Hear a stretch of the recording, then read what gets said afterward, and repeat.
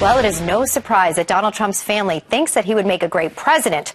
But what do they think a Trump administration would actually look like? Eric Trump is the son of Donald Trump and Executive Vice President of Development and Acquisitions for the Trump Organization. He joins me now on the Curvy Couch. A pleasure to have you here. It's great being here. Talk about a busy few months for your family. It's been amazing. It's been amazing. What a roller coaster, but he is doing absolutely amazing. Let me ask you about this, because top of our news today was that your dad, Donald Trump, and Ben Carson may not participate in the next Republican debate because the terms that they agreed to were not what they're hearing now, that they might sit it out. What's the latest from your dad? Is he going to take that all the way? Well, listen, I think they won it. At least the last time I saw on Twitter a couple minutes ago, it seems like they actually moved it to a two-hour debate. And listen, as a guy who goes to all the debates, you sit there for 3 hours. It's a little bit too much.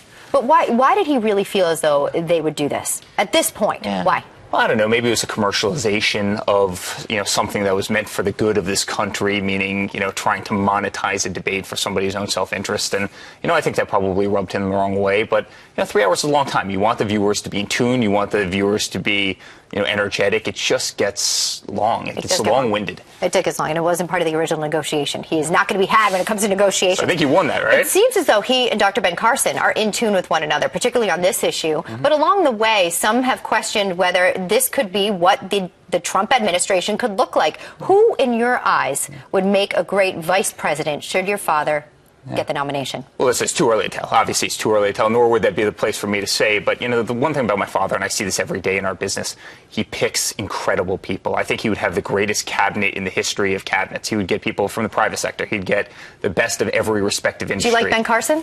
Yeah, Ben seems like a great guy. He seems like a great guy.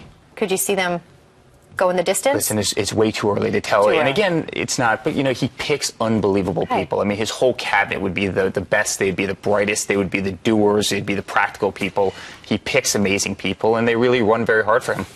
Let me ask who's not working hard for him right now and discuss something that I know is quite personal to you, and that's your father's security.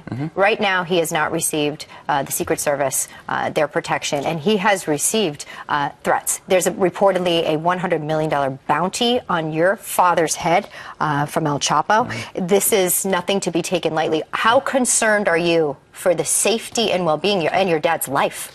Listen, you love your father, right? I mean, my father's my best friend. He's my idol. He's my boss. We work side to side. We spend every weekend together, right? He's really my best friend in the world. So obviously, when you're in the limelight, when you're in this rat race of the, kind of presidential election, I mean, it's a very tough thing, and you certainly do worry about him. At the same time, he's kind of put his life aside to do something that he believes in, and that's make America great again. He wants to run. He wants to win. I think he will win, and, it's a very selfless act, and I've said that kind of time and time again. Why haven't they given him the protection that I'm hearing from you that he deserves? Yeah, well, I think that's a great question for them. Every time I go to one of these, events with him, there's 30,000 people, there's 40,000 people, there's mobs of people, and the energy is incredible, but it really only takes one, right? It really only takes one. So I wish they would, and maybe that's a selfish thing. Maybe that's a son speaking on behalf of a person he loves. I really wish they would, but, I think in time it will come, and hopefully it's sooner rather than later. We hope so as well. What lessons? Your dad has had to teach you so much. I read that you sit by his desk doing Legos, constructing those as he would construct deals. But personally, for your personal life, what's the most important lesson he's taught you so far? I'd say hard work.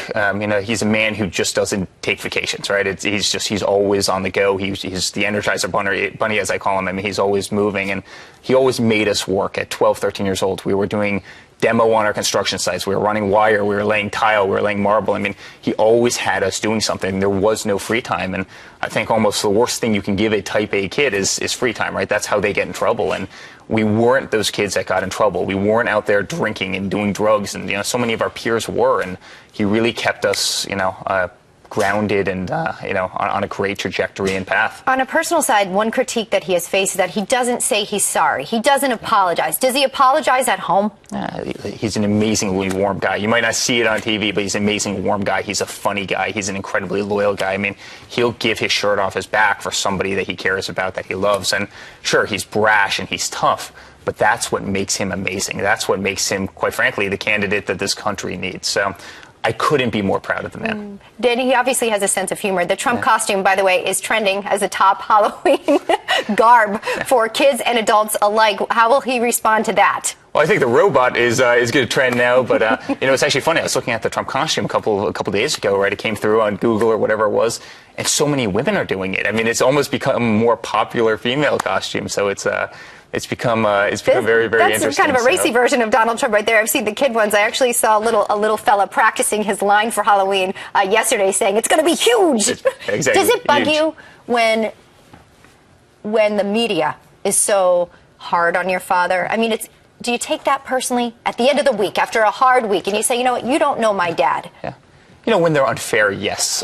When they're not, no. Right? I mean, obviously, you have to be thick-skinned. We've always had thick skin. He's always been, in the media. Believe me, he's certainly used to it. But the media is very cruel. The political process is incredibly cruel. And certainly, I mean, don't get me wrong, it's something that weighs on children, probably actually more than it even weighs on him, right? I mean, sure. You kind of almost feel like you want to protect him or you want to do something. But, the media can be very, very cruel, and this is a very tough, grueling process. But, the best candidate will ultimately win. And, if you can get through the presidential process, you've done something incredibly amazing. You are tough, and you do have thick skin. And, by the way, that's true of any candidate. Without a doubt. Eric Trump, we thank you for your It's time today. Tell Ivanka to come on by. I absolutely will. Love to hear her take on your dad as well. Be well.